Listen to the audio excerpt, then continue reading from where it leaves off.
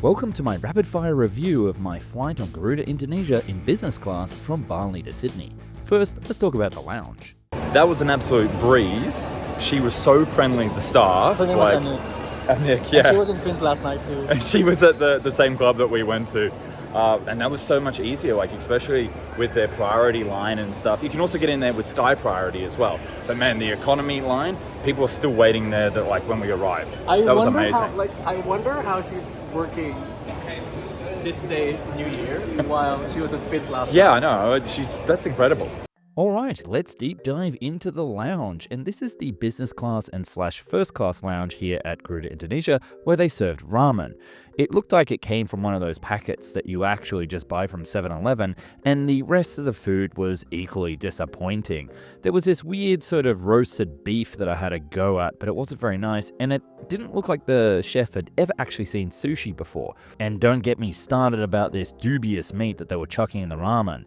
Then there was this list of lounge etiquette that is really quite funny, and I recommend you pause to read. Then I decided to go have a shower, and I've got to say that they really need to renovate these bathrooms. It was wet, I didn't have a towel, and wait till you see this bottom. Look at that, it didn't even have a grate to cover it. Now it's time for the actual plane review, and this was a lot better than the lounge, believe you or me. All right, let's try the plane. I'm the only person here. Hello. Hello. Hello, how's it going? Hello, welcome. Happy New Year. 10D. Perfect. 10D? Yes. Oh, where is everybody? It's just me. Perfect. Oh, that's all right. No, it's all right. If you just take that for me. Perfect. Oh, wonderful. All right. It was great. Garuda operates their Airbus A330-300 in a 1-2-1 business class configuration.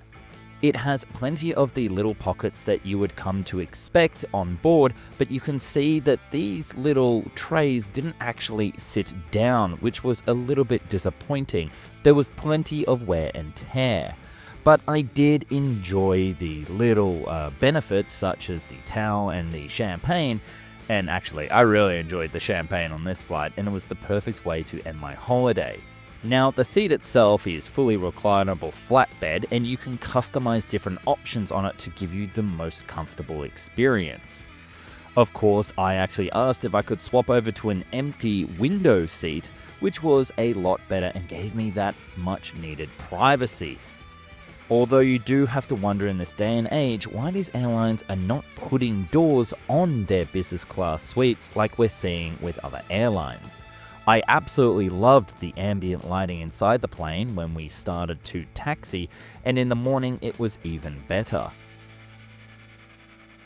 Next up, I want to talk about this tray table. It actually moves down, which was a very nice feature because it meant that I could actually lie down and still access the table.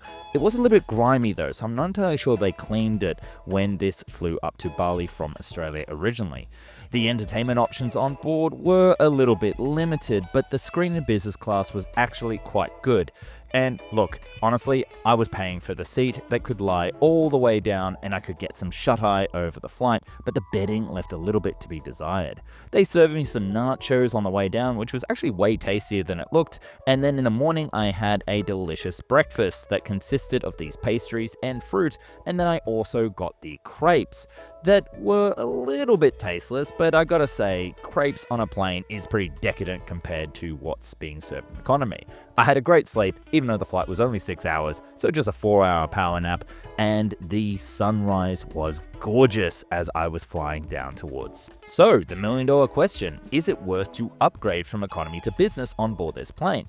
Well, I spent 900 Australian dollars for this experience, which is $550 US for around 6.5 hours plus the lounge, and I gotta say, it was worth it for the night flight. Made it to Sydney. Well, that was the flight. So, yeah. Thanks for watching. but I do wish that Garuda would invest in a perhaps slightly upgraded experience on board their planes, but a complete overhaul of their lounge.